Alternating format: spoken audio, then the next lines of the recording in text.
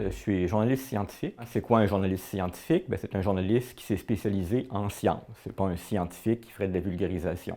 De la même façon que des journalistes qui font de la politique, qui couvrent la politique, le sport, la culture, il y en a qui couvrent la science et je suis l'un d'eux. On n'est pas très nombreux. L'agence Science Presse est un tout petit média à but non lucratif qui existe depuis plus de 40 ans. C'est chez nous que sont nés les débrouillards, il y a 40 ans de ça. Et en 2016, on a créé une rubrique appelée le détecteur de rumeurs, qui vise à déboulonner des fausses nouvelles, à faire de l'éducation à l'information aussi pour les jeunes et les adultes. La raison pour laquelle on a lancé le détecteur de rumeurs en 2016, c'est qu'on constatait que la désinformation prenait de plus en plus de place dans l'espace public et entre autres sur les réseaux sociaux. On se rendait compte aussi qu'il y avait beaucoup d'outils et beaucoup de questionnements sur la désinformation en politique, mais très peu sur la désinformation en sciences et en santé.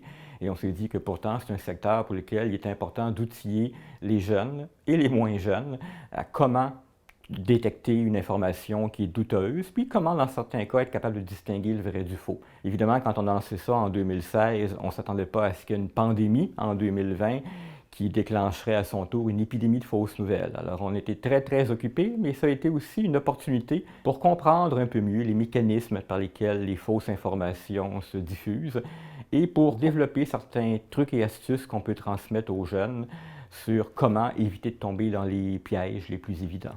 Alors, le détecteur de rumeurs, c'est donc une rubrique sur le site de l'agence Science Presse, à www.sciencepresse.qc.ca. Depuis 6 ans, on a fait plus de 600 articles là-dessus, puis le détecteur de rumeurs a toujours eu 2 axes, en fait. Un premier, qui est le plus évident, le plus visible, qui est de déboulonner des fausses nouvelles, ou du moins d'expliquer si une nouvelle est vraiment fausse, ou si elle est vraie, ou si elle est entre les deux. Et l'autre volet, c'est le volet qu'on appelle éducation à l'information, mais qu'on appelle, nous, le volet apprendre aux gens à déboulonner. C'est-à-dire que oui, on peut prendre une nouvelle qui est douteuse et expliquer pourquoi elle est douteuse, mais à long terme, ça va avoir encore plus d'utilité si on peut apprendre aux gens à développer des réflexes, des aptitudes pour vérifier par eux-mêmes avant de partager sur les réseaux sociaux, par exemple.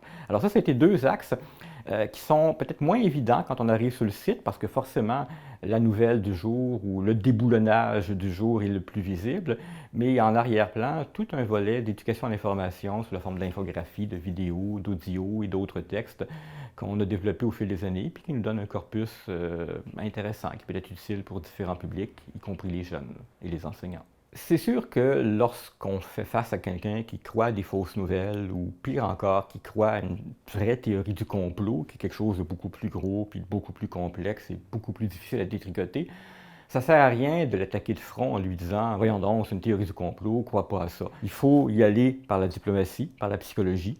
Il faut essayer de voir par quel bout on peut établir un dialogue. Donc, on n'essaye pas de prouver d'un seul coup que non, Bill Gates n'a pas implanté des micropuces dans les vaccins pour nous suivre à distance. On essaie de voir si dans tout cet amalgame-là, il n'y a pas une affirmation qu'on pourrait cibler. On pourrait vérifier ensemble pour arriver à la conclusion que, tu vois, non, ça, finalement, cette chose-là, c'est pas vrai. Le but n'est pas que la personne abandonne sa croyance sur Bill Gates et les micropuces. Le but est juste qu'on arrive à un consensus sur une affirmation, qu'on soit capable de dire, celle-là, elle est fausse. Il faut être conscient que ça prend la psychologie, la diplomatie. Ça peut marcher dans une relation entre un prof et un élève. Il connaît l'élève depuis un bout de temps. Ça peut marcher dans une famille, quand on connaît le membre de la famille, puis on est peut-être capable, en remontant dans le temps, de se rappeler de tel phénomène ou de tel aspect de la politique ou de la société sur lequel on s'entendait. C'est évidemment plus difficile quand ça nous arrive à brûle-pourpoint, quelqu'un qu'on ne connaissait pas auparavant. Ça prend du temps, ce genre de démarche-là. Quand on parle d'habitude pour bien s'informer, c'est sûr que comme journaliste, je suis biaisé. Je vous dirais, lisez des médias fiables, et puis mais je suis conscient qu'on ne peut pas demander ça aux jeunes aujourd'hui. Ils s'alimentent d'abord et avant tout par les réseaux sociaux. Et quand on parle d'habitude pour bien s'informer, je dirais qu'il faudrait s'orienter vers des réflexes de base à développer. Le tout premier qu'on donne dans nos formations sur la désinformation va vous sembler très banal, c'est d'apprendre à tout le monde à lire quelque chose avant de le partager ou à écouter une vidéo avant de la partager. Pourquoi ça semble banal? Parce qu'on se rend compte par les statistiques de Facebook notamment qu'il y a au moins la moitié des liens partagés sur Facebook qui l'ont été par des gens qui ne les ont même pas lus. Autrement dit, ils ont vu le titre, la photo, ils ont cliqué sur « j'aime » ou bien ils ont partagé, parfois ils ont même commenté, ils ne l'ont jamais lu. Et c'est comme ça que les fausses nouvelles se disséminent. Donc, comme première habitude qu'il faudrait implanter dans l'esprit de tout le monde, et plus jeune on peut l'implanter, mieux c'est de ne jamais partager quelque chose qu'on n'a pas lu ou qu'on n'a pas écouté.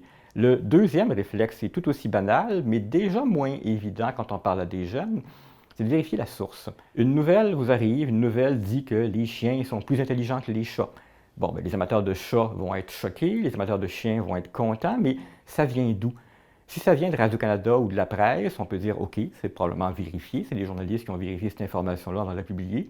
Si ça vient de monblogamoi.com, ben c'est quoi ça, monblogamoi.com? Fait qu'on va sur le site, on cherche s'il n'y a pas un bouton à propos de nous, ou qui sommes-nous, qui dirait qui ils le sont. Et ça ne dira jamais à tous les coups si la nouvelle est vraie ou fausse. Le but n'est pas en 30 secondes d'être capable de déterminer par soi-même si la nouvelle est vraie ou fausse, mais dans certains cas, ça peut nous donner un gros doute. Ça peut nous amener à dire ce site-là, je ne sais pas trop ce que c'est. J'ai un gros doute. Je vais vérifier ailleurs avant de partager. Ces deux réflexes de base-là, lire quelque chose ou écouter quelque chose avant de le partager et vérifier la source, c'est vraiment les points de départ indispensables qui semblent banals, mais sont loin d'être répandus. Ce n'est pas du tout des réflexes dans la population. Puis on peut aller plus loin une fois qu'on est rendu là. Si on est allé sur le site, bien, on peut vérifier la date de la vidéo ou de l'article. C'est sûr que pendant la pandémie, par exemple, une nouvelle vieille de 6 mois n'avait pas la même valeur qu'une nouvelle publiée la veille. Les choses évoluaient très vite. On peut aussi se demander, de suggérer aux jeunes d'être à l'écoute de ses propres émotions. Si une nouvelle l'a beaucoup choqué ou l'a beaucoup attristé, il devrait apprendre à être plus prudent avant de partager parce que c'est souvent un truc qu'utilisent les gens qui font de la désinformation. Ils savent sur quelle corde sensible tirer pour susciter une émotion et ce sont les nouvelles qui suscitent une émotion qui sont les plus partagées. Comme je dis souvent à la blague, il n'y a jamais personne qui a partagé une fausse nouvelle plate. On partage une fausse nouvelle parce qu'elle nous choque, parce qu'elle nous émeut, et on ne pense même pas à vérifier la source, ou on ne pense peut-être même pas à la lire. Il y a juste le titre qui nous a choqués, on l'a partagé et on a contribué à disséminer une fausse nouvelle. Il faut comprendre aussi que quand on parle d'un média, un média d'information, comme la presse, comme Radio-Canada, il y a des différences importantes avec ce qu'on appelle dans notre jargon une plateforme, comme Facebook ou Instagram ou Twitter ou YouTube. La grosse différence, c'est que sur une plateforme, n'importe qui peut publier n'importe quoi. C'est pas vérifié. Alors, vous pouvez vous filmer, faire une vidéo, la mettre en ligne, puis personne ne va vous en empêcher. Il n'y a aucun journaliste qui peut écrire un article puis peser sur le bouton « Publier », comme on fait sur Facebook ou ailleurs. Quand j'écris un article, bien, il y a quelqu'un, avant qu'il soit publié, qui va le relire. Puis dans certains médias, ça va être 2 personnes, 3 personnes, 4 personnes, 10 personnes qui vont relire l'article. Et l'article va parfois être renvoyé au journaliste de la même façon qu'un professeur envoie une copie à son élève avec des annotations, des corrections. Pourrais-tu changer telle chose? Pourrais-tu vérifier telle chose? Faudrait inverser tel paragraphe et tel paragraphe. Bref, il y a un travail de révision, de réécriture en arrière-plan avant la publication. Et si on remonte dans le temps, avant même de commencer à écrire, il y a un travail de vérification. Pour donner un exemple, les textes du détecteur de rumeurs peuvent prendre 2 ou 3 jours de recherche avant même qu'on commence à écrire pour vérifier s'il y a des études sur la question, si elles se contredisent ou pas, pour parler à des gens, pour trouver d'autres sources d'informations. Bref, il y a un travail de recherche en arrière-plan qu'on ne soupçonne pas parce que quand le journaliste apparaît devant la caméra, ça a l'air facile, mais il faut réaliser qu'il y a un énorme travail de recherche et de vérification en arrière-plan et qu'en plus, il y a une quantité de projets de reportage qui, au final, n'aboutissent jamais parce qu'on a vérifié, puis finalement, ben, il n'y a rien. Il n'y a rien à publier, puis c'est bien dommage. Des fois, ça choque même des gens qui vont conclure « Ah, les journalistes cachent des choses », mais non, on a vérifié, puis il n'y a rien à publier, ou encore, on ne peut pas encore publier parce qu'on n'a pas encore la confirmation de l'événement. L'autre différence qui est très importante, c'est que si j'accuse, par exemple, mon voisin d'être un cambrioleur qui a cambriolé toutes les maisons du quartier et que ce n'est pas vrai, et que je publie ça dans un journal, bien, mon voisin peut me poursuivre, on appelle ça de la diffamation dans le langage des avocats, et il va gagner parce que j'ai nui à sa réputation. Mais si je publie ça sur Facebook, mon voisin ne peut pas poursuivre Facebook parce que Facebook ne porte pas ce qu'on appelle de responsabilité sur ce qui se publie. Et ça, c'est très important, puis c'est une différence à retenir quand on pense à la différence entre un média et une plateforme. Le média est responsable de tout ce qu'il publie, alors que Facebook peut s'en détacher en disant « Ah, c'est pas nous qui l'avons publié, nous, on est juste une plateforme ». C'est une chose qu'on a intérêt à se connaître parce que ça aide à comprendre à quoi ça sert un média, comme la presse, comme Radio-Canada, comme l'agence Science Presse, par rapport à une plateforme, comme Facebook, comme YouTube.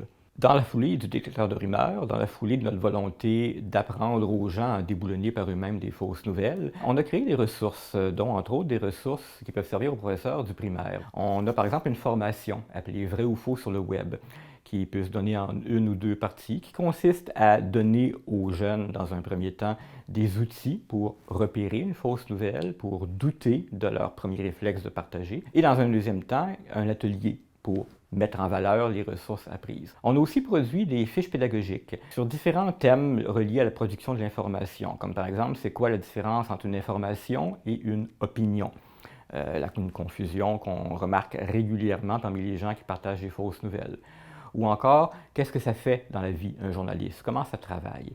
Ou encore, c'est quoi un média d'information? Ou encore, qu'est-ce qu'il y a de particulier quand on parle d'une information en sciences? Est-ce qu'il y a des caractéristiques particulières qui les distinguent des autres informations et qui pourraient être importantes de repérer? Donc, ces fiches-là sont accompagnées d'exercices et sont destinées vraiment aux professeurs du deuxième cycle du primaire pour accompagner des segments du programme.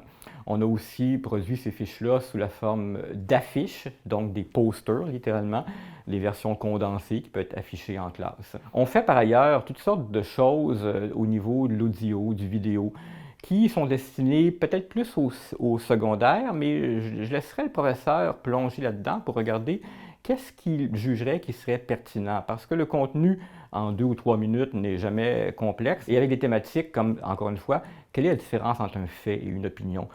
Ou encore, pourquoi est-ce qu'on est tous à risque de tomber dans le piège des fausses nouvelles? Certaines de nos ressources, donc en éducation à l'information, servent à mettre un éclairage sur ces erreurs-là qu'on fait tous ou qu'on est tous à risque de faire.